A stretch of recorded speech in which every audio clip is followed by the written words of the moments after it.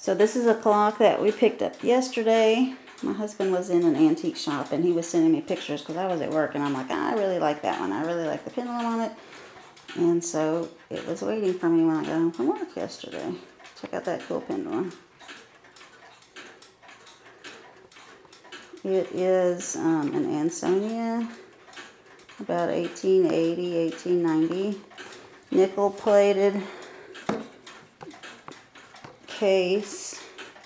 And the face I thought was really cool because it's brass and it's got these green enameled parts on it. I thought that was really cool. The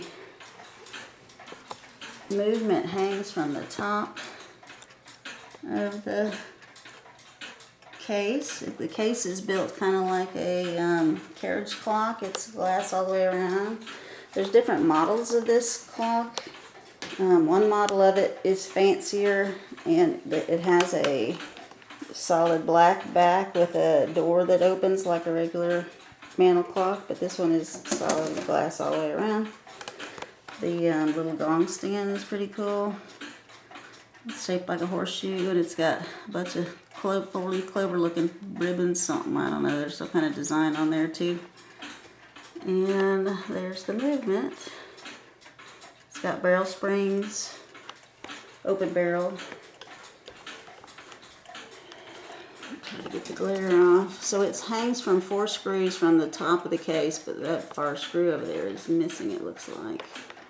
And I was trying to look and see if it was a pin movement or what. I think it has screws holding the front plate on. So I'm going to take this pendulum off and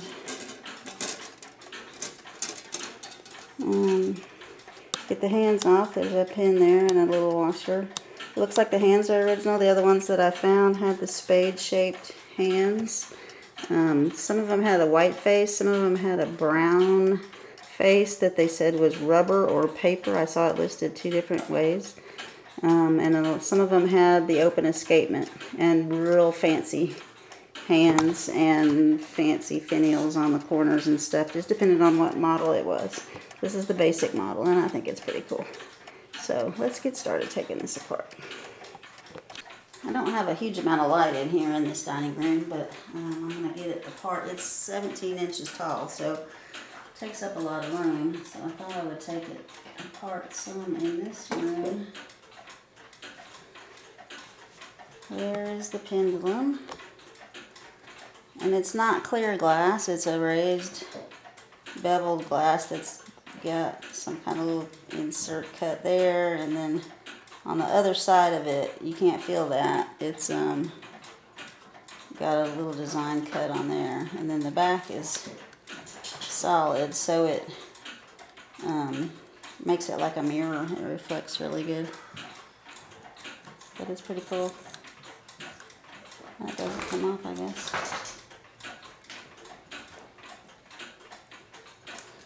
Okie doke. Let's get this little pin out. I should have brought a tray in here to put stuff in.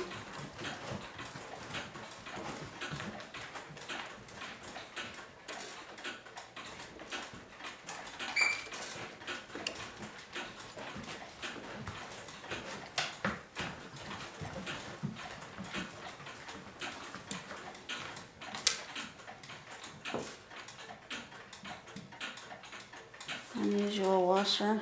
It's got little little ridges all around the edge like a wheel.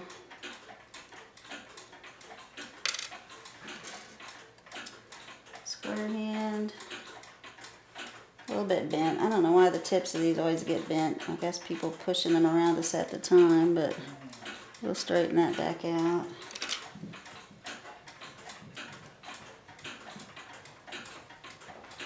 Well, that looks in good shape. It says the Ansonia trademark right there. It looks like it's gotten maybe oil from the springs got absorbed on this.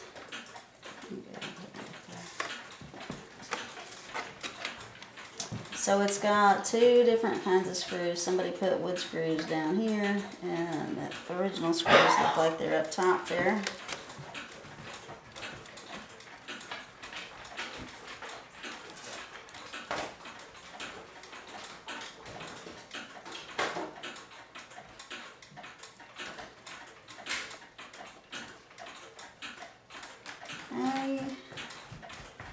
I guess this is going to take the whole thing off.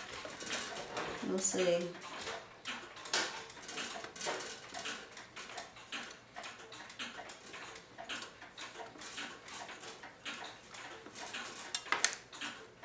Okay, that's why there's replacement screws, because they fall out and disappear.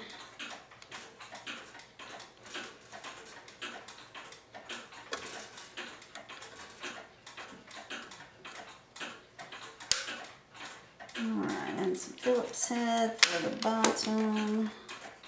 Let's see what we can get to fit in there. It's super loose, I can just turn it by hand.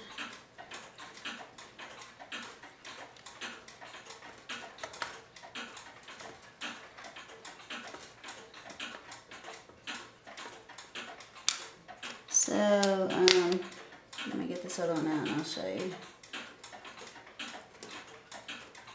I'm hoping they didn't strip the, they probably did strip the hole that those go in. Alright, it is coming off. Isn't that a beauty? I'll clean all that dirt out there and make it pretty green all the way around. It's pretty heavy. Regular zinc plate on the back, soldered on to this brass decorative piece. But here's the little screw that was in it, and here's the screw that they put in it. So it is smaller diameter and longer, so hopefully it didn't strip the hole out, but it definitely has the wrong thread count on there. Alright, so there's our movement. Little locking thing for my count wheel. It ran, all I did last night was I wound it. It was unwound all the way, and I adjusted the gong because it was, this is loose, but this was kinked real weird and not hitting at all. When I turned it, it gonged the appropriate number of times, but it didn't do anything on the half hour.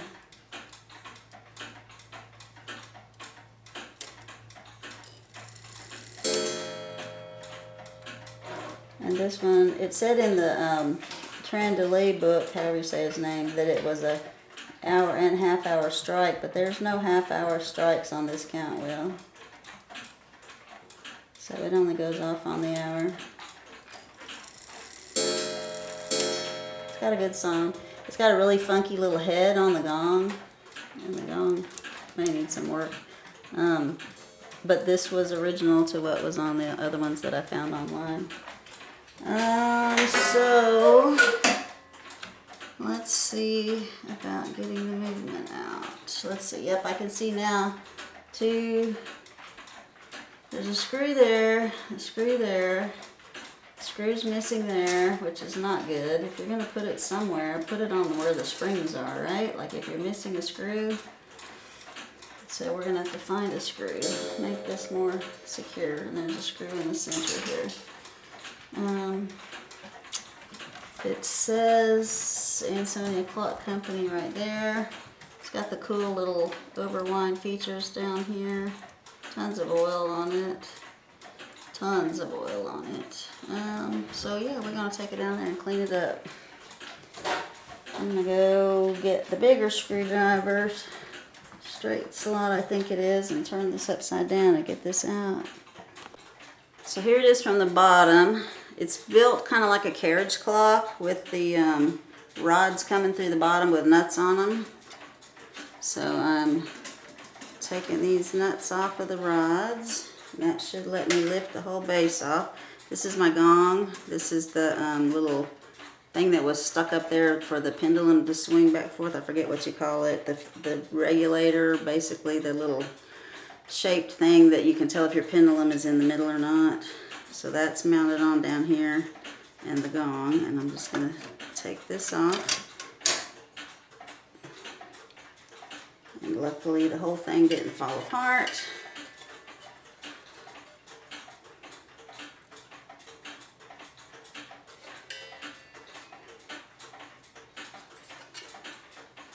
Find a spot to set this down. It's got little anchor looking things, brass in the corners. It's got a lot of different accents. I think these tubes are brass. I don't want them to fall and break. Okay, what holds the... I'm going to take this one out if I can. This is the door that swings. And it's a bit loose. The glass is loose and rattly in it. There's supposed to be a wire between the edge of this and the glass that was on one of my other regulators. I had to change the glass out for. So this one apparently doesn't have one because it rattles around in there. Okay, and then these are going to just slide up and out.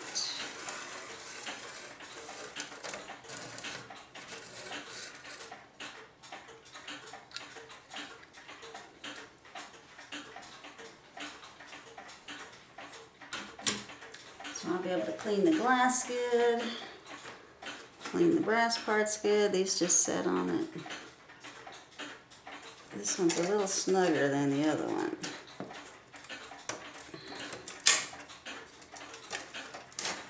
Now I got it sliding.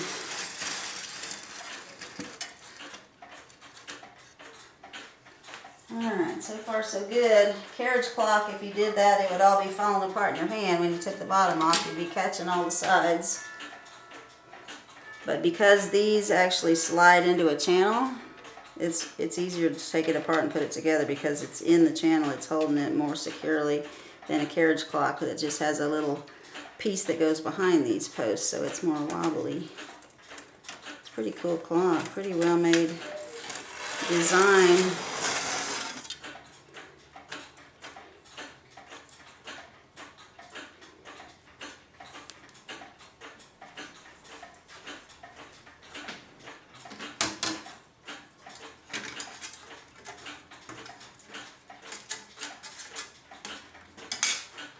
Alright, so then these should just slide off. And they do. And that will let me clean them up. These are really heavy.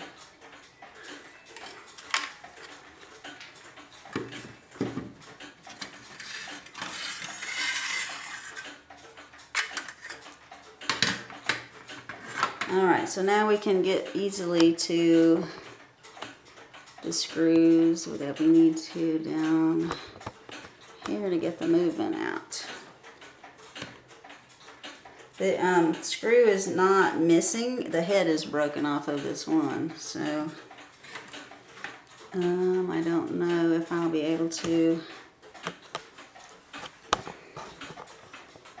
get it out of there with a tap and die and put a new one or what. I'm trying to show it to you, but I can't find where it is. There we go. See, it's there. There's a piece of a screw sticking up there. So anyway, let me get these other ones out. I'm gonna get the movement off of there. I gotta go get a bigger screwdriver. I'll meet you in a second. Alright. Last screw. I took the others out. This one's loose already. And it should let this lift off.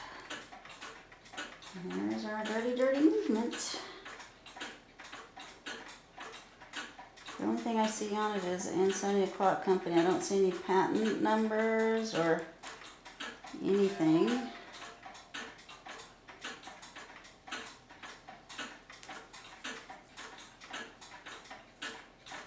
it's kind of unique that it hangs from the ceiling.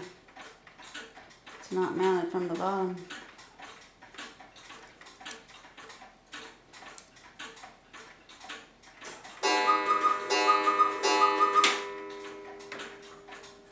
So I was wondering if taking that off would let me get this apart. I don't see any way to get this apart.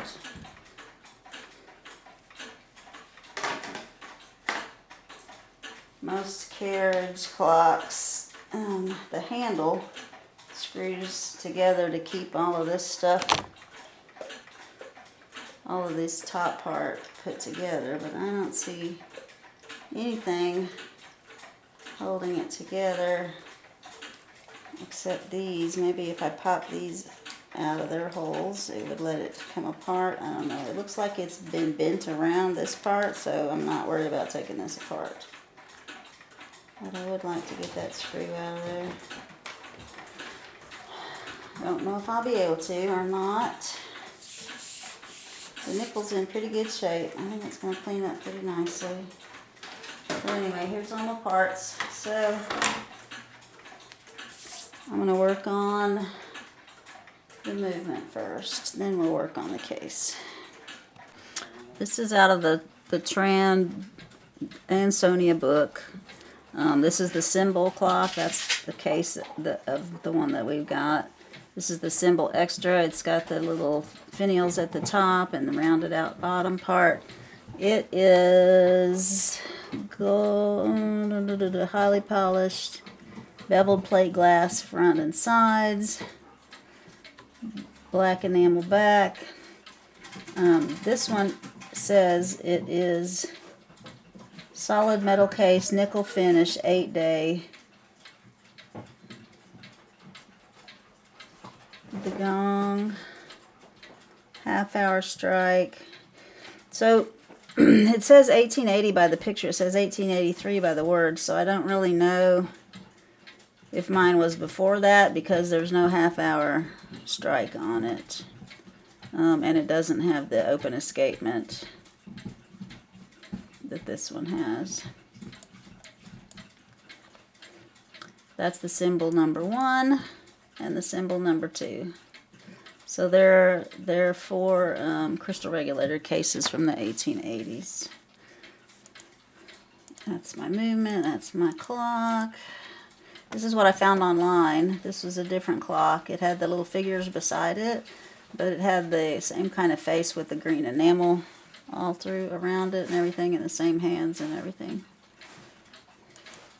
And it said it was from November 26th of 84. So that's pretty early. That's what it looks like.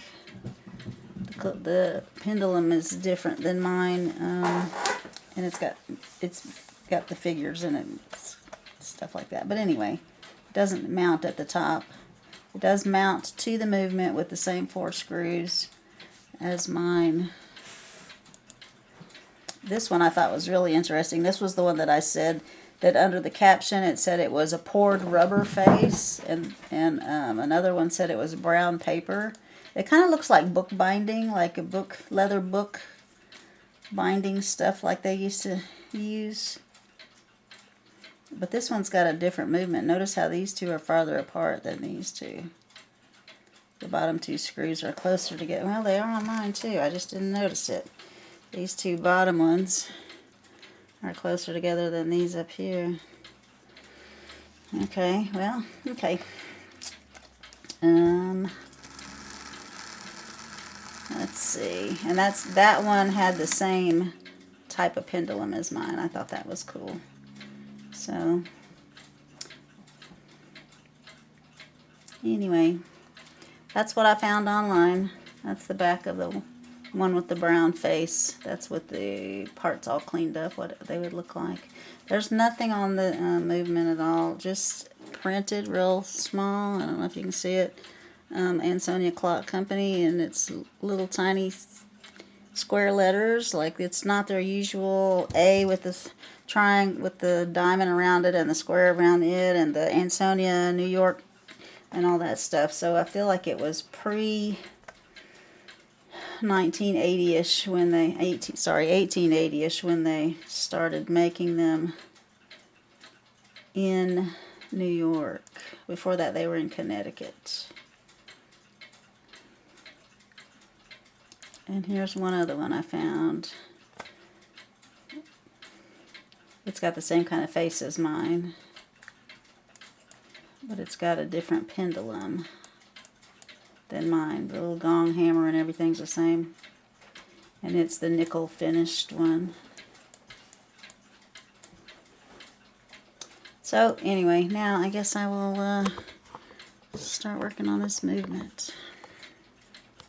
I've been messing with it a little bit before I take it apart, mainly because I saw something real interesting in here.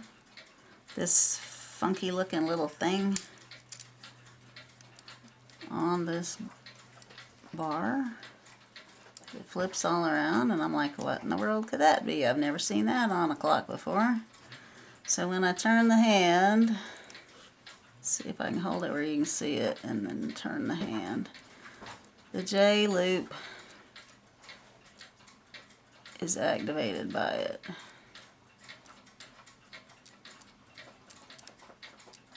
If I'm turning it the right way.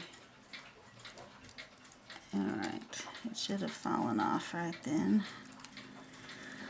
Let's see, I am turning it the right way. Okay, let's try it again.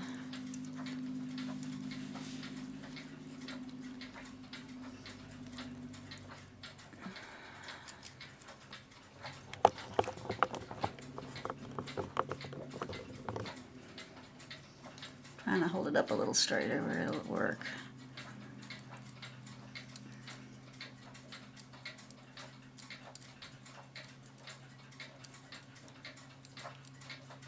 So it's coming up, pushing the J loop up. It's gone into warning, and it falls off of that little thing to activate the strike. So I don't know. It's kind of weird. It's got a pin through it. I will look at it closer when I take it apart, but it's kind of strange. J loop wires on the same as this arm catches when it goes into warning, and when it stops striking, there's another one on top hiding behind this arm coming down, so the warning pin catches on it at the top up here, right in here. So 3 arms on this arbor, and then there's another arbor with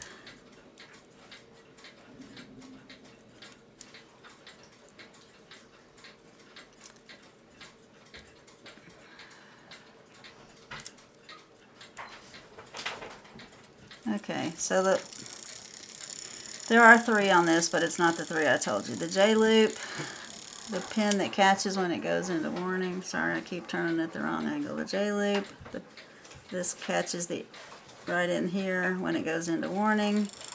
And the other one that's on it is this. It should lift up, raise up, and pull this count wheel out of the movement. And then the second arbor has the stop pin and the lever that falls into the cam to shut off. That's 2, and the third one is the actual count wheel lever.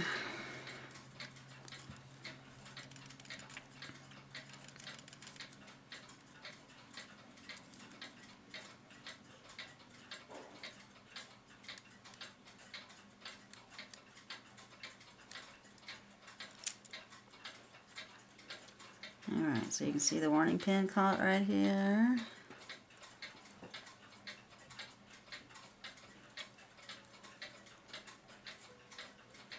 Now turn it a little bit more. You'll see it drop down. Right here, this J loop is on this funky thing. It's going to fall off of it. Drop that down, let the wheel spin. And then when it drops into the deep lever, the arm goes into the cam, and The warning pin is stopped on the front of the lever right there. So that's what I got to set up when I'm all done, but I do want to check that thing out in the middle. It's pretty cool. And also in checking it, it looks like, I thought when I wound them, like the springs did not look the same size. There was a lot more spring on this side than there was on this side. And looking at the bottom of it, the barrel kind of overlaps on this side. There's a ridge right there.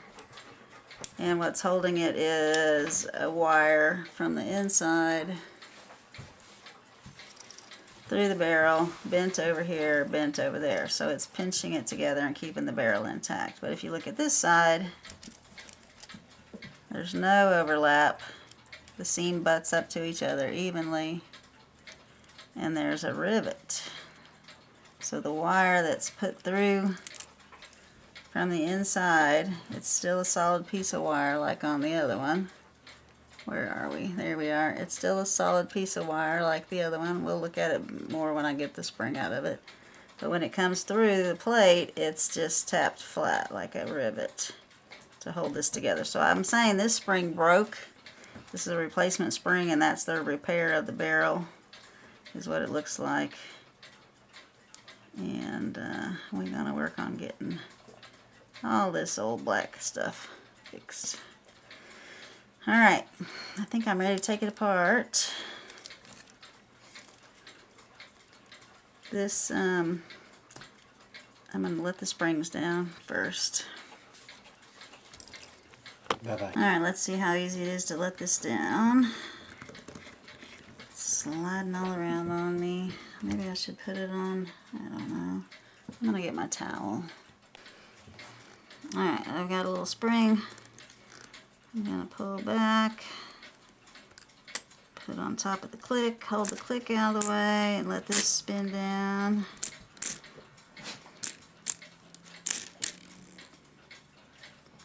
And that's as far as it's going to go because the long tooth is hitting.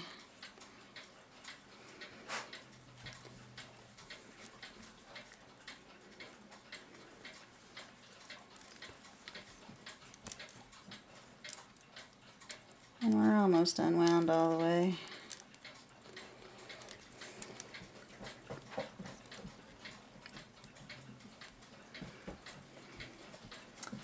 Alright, where did they hide the click on this one? Oh, of course, all the way up inside.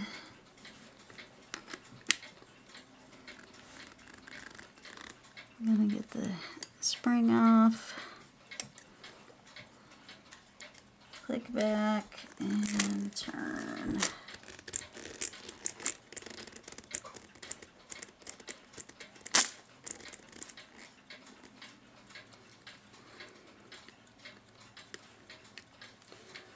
Alright, and there's the tall one there hitting. So when I put these back together, I managed to get my got my towel caught on both sides. When I put this back together, I want to take a picture of it before I take it apart because these have to be in the same place, I believe. I haven't worked on one with these little special safety catches before, but from videos I've seen with it, with these extra little wheels on here, you got to put them back in the same place. I noticed this screw is different than this one. I don't know if it makes any difference. I'm just holding down my little ratchet wheel, sprocket wheel. Alright, so let's see if the pressure is off. I'm going to slide this.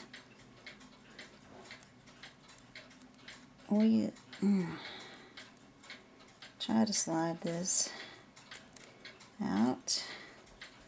And I wanted to show you that because it looks like it's all one piece. Oh, they even oiled that. Oh my gosh. This little suspension spring, it looks like it is just this wire that has been hammered into a spring. It's a little bit wonky, but it's been running. I'll try to straighten it up a little bit but it's a heavier spring, I guess, because it's from that piece of wire. So there's not anything like soldered together like new ones that you get buy. They're in multiple pieces. That's all one piece. Alrighty, so if I move this, take this off, I'm not getting any spinning on my wheel. So I know the pressure's off of that. Take this off, nothing. So I know the pressure's off of both my springs. So I feel more confident letting these screws down now.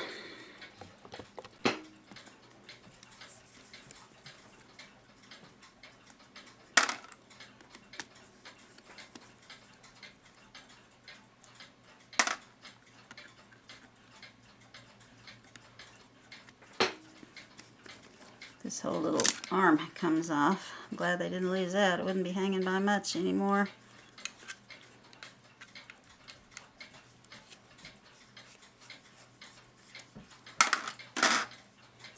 Alright, one in the middle. They even greased like that middle screw. There's grease everywhere. Okay, let's see if we can lift these.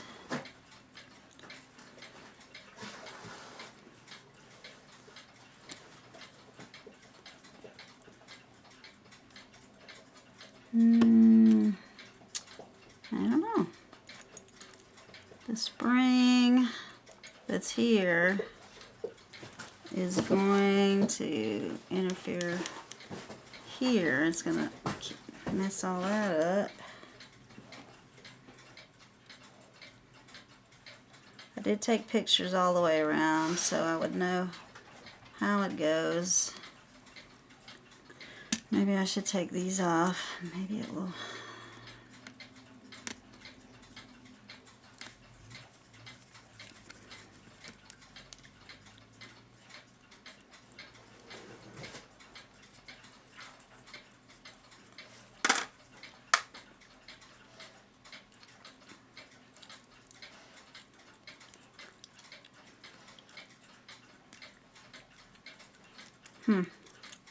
Doesn't want to come out.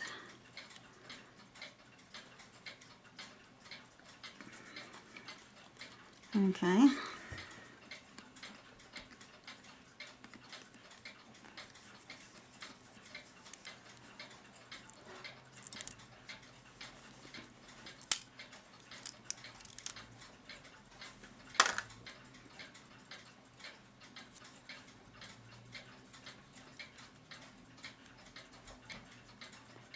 I'm trying to see if it's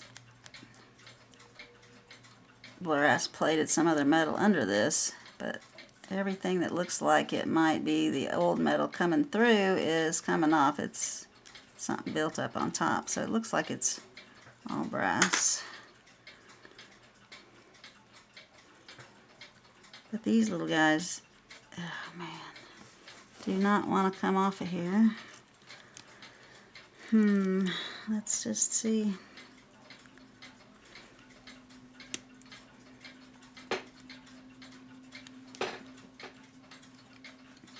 I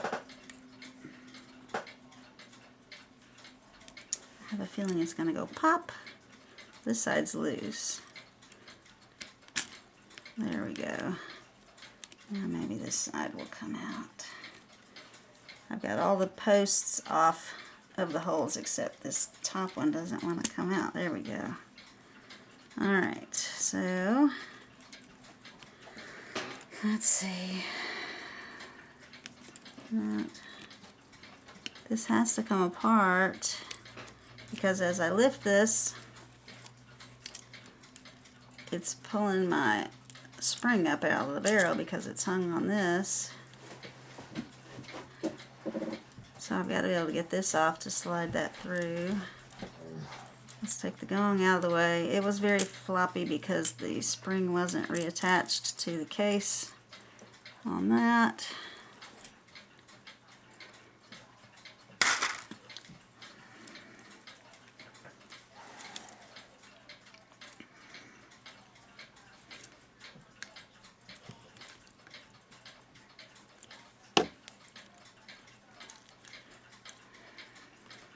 Alright, I'm going to have to stop and watch a video, find one that's got these little lock things,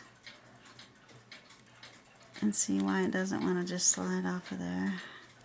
I know why, because it's got pressure from the spring pushing on it. I thought I could just let them down into these barrels and it would be easy, but it's not going to be easy. Can I push those out of there? It should push out of there.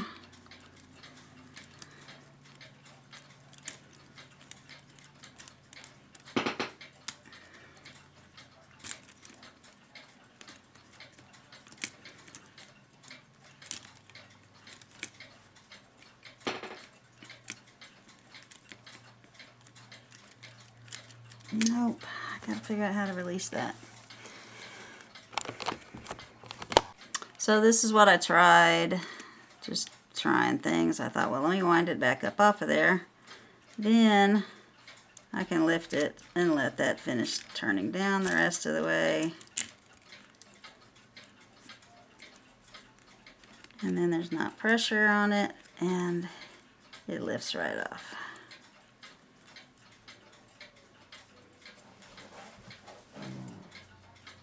The side with the most swirlies goes down. They're both the same. There's a circle in the middle.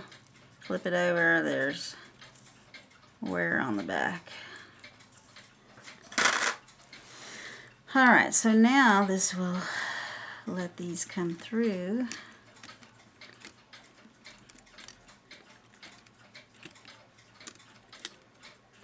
Without disrupting everything. There's the inside of my plate.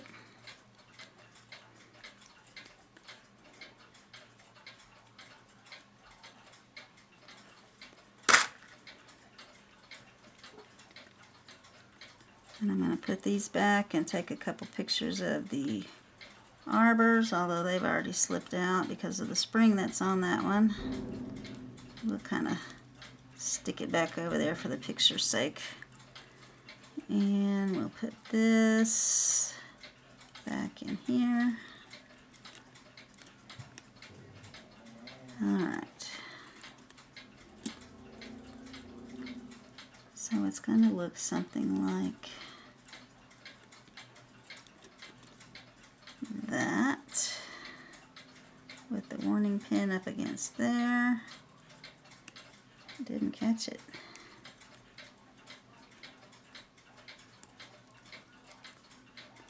Alright, so a quick picture of it all put together, and then I can get it cleaned up.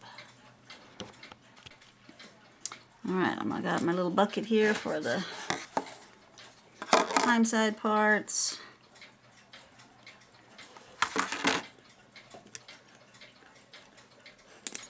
Almost looked like there was a pin on that one.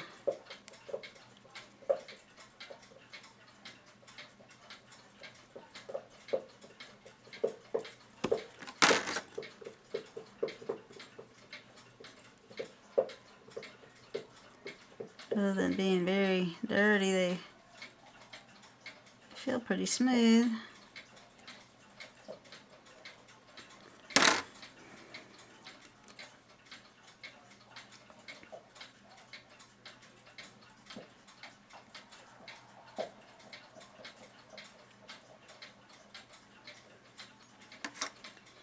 Okay, I'm going to put these two middle pieces in with all my other extra things I took off. So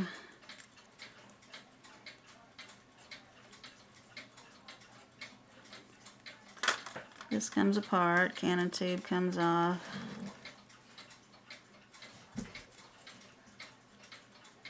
Doesn't look scored up. Doesn't feel bad, just greasy. And this is that funky little thing. I've never seen anything like it. It is curved. It goes from lower to higher, the little cutout on it. And it's wrapped around, and it's got couple screws, it looks like. Rivets. Way too big a head for a click spring rivet.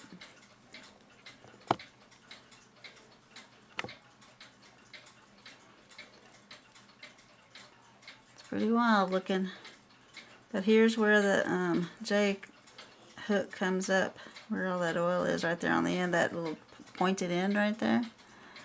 That's what flips over. It catches on this as it goes around, comes around and activates the J loop, J hook. It's crazy. Crazy, I'm saying. That's got a pin through it. This whole thing could come apart. I don't see any reason for it to come apart. It should clean up pretty well and oil pretty easily. Yeah, I don't know. I don't know if I need to make it a little tighter. We're not quite level. When I turn it, you can see one of the 3 feet on this spring, basically, is flattened out. So I think I will take the pin out and get a little bit of pressure back on it. But if I get too much, it's not going to want to turn, because that has to turn inside that surface as your hand goes around.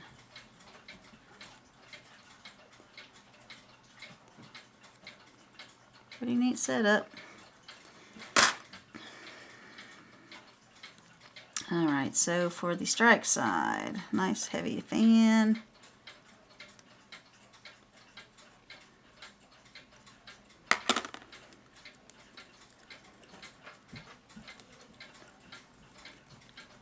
One pin, very heavy pin. Feels a little worn. So we'll smooth that off so it doesn't hang up.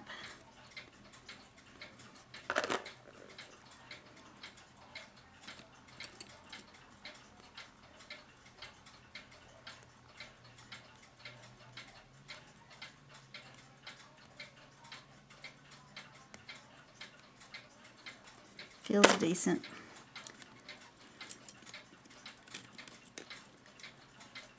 Two sides for this to catch. I noticed that when it was going in and stopping, it was almost coming back up to here, and then when it went into warning, it was only going to about right here. So I like to set it up where it falls in and it travels that full distance. You can't see the thing I'm doing. Let's go back to 1. Okay, so there's 2 little cams on this wheel that helps this shut off. When this falls into it, like so, it's going to shut off. But I noticed that it was falling in, and by the time it stopped, it was partially back up the side over here. Fall in here and it traveled just about up to here. Then when it went into warning, it just raised up pretty much in the same spot. And I had one clock that it would raise up and then fall back. Like, it needs to turn a little bit when it goes into warning to get this lever way over here where it can't fall back in and not strike.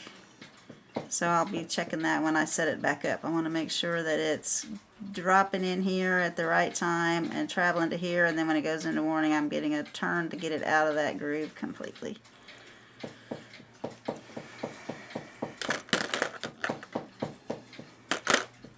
Alright, let's see what we can do to get these guys out of here. I couldn't find my leather glove.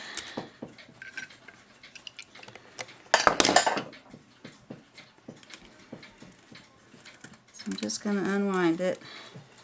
As oily as the clock is, these springs are pretty much dry as a bone. I heard them really making a racket when I wound them last night.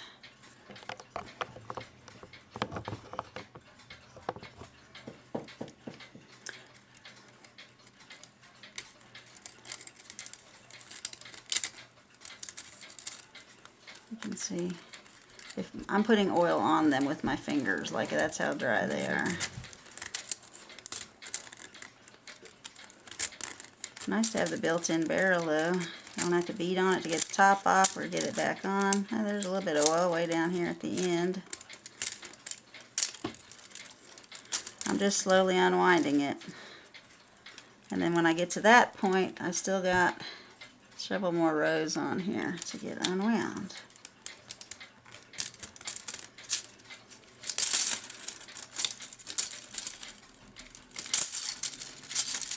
I'm just pulling it in on itself a little bit, and that lets it unwind some more.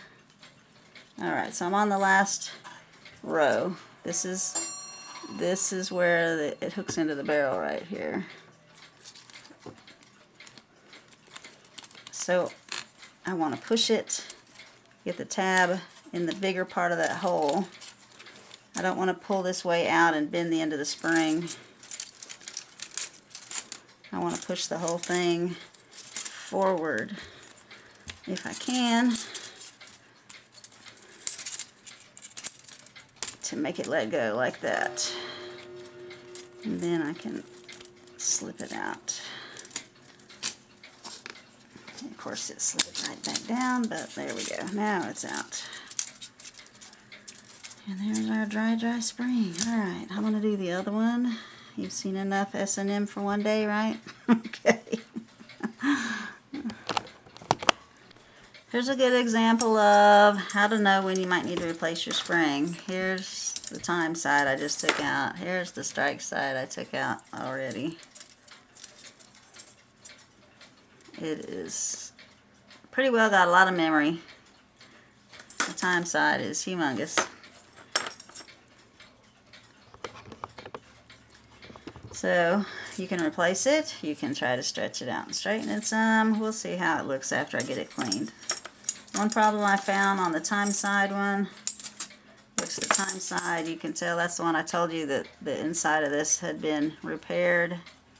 This one has a nice silver solder and the pin going through and it's tapped flat. This one is not soldered. There's a new pin going through and it's just bent over like a big staple on a box. So not as round, and the replacement spring is cracked on the end right there, straight across. So it's just as likely to break off completely on the end when you wind it. I don't feel a crack starting on the other side, but half a spring is never a safe bet.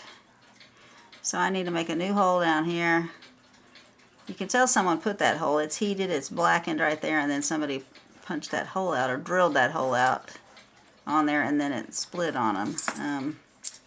But yeah, we're going to be drilling a new hole down here. We'll lose an inch or so of spring, but we will have solid spring on both sides of the hole to make sure we don't have an explosion and tear up a bunch of stuff.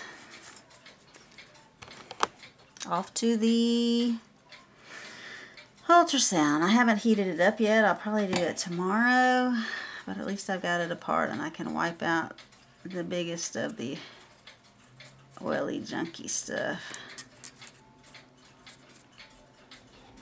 I have straightened the spring some, going around it and stretching it out like so to make it a little bigger, get some of the memory out of it. Not enough to distort your rings, but enough that you get some spring back in your spring, and it should be usually twice the size of the barrel. So here's my barrel. Now I'm back. I'm not even touching the center yet, so I've got twice the size of the barrel back on here, so it should last for me good. And plus, it's not the time side. You would worry about the spring not being as springy on your time side more than your strike side, because you wouldn't get your full 8 days out of it. It would start getting weaker. But on the strike side, it was working fine like it was with all the memory in it, and no cleaning and no oiling, so it should work fine. Stretched out some and cleaned and oiled, so I'll be happy with it. And the only other thing I got to take off is this little guy right here. Let me get a picture of it first, because I would hate to put it on upside down and get it all put together, and the clock runs backwards on hours instead of forwards. So, meet you back when it's clean.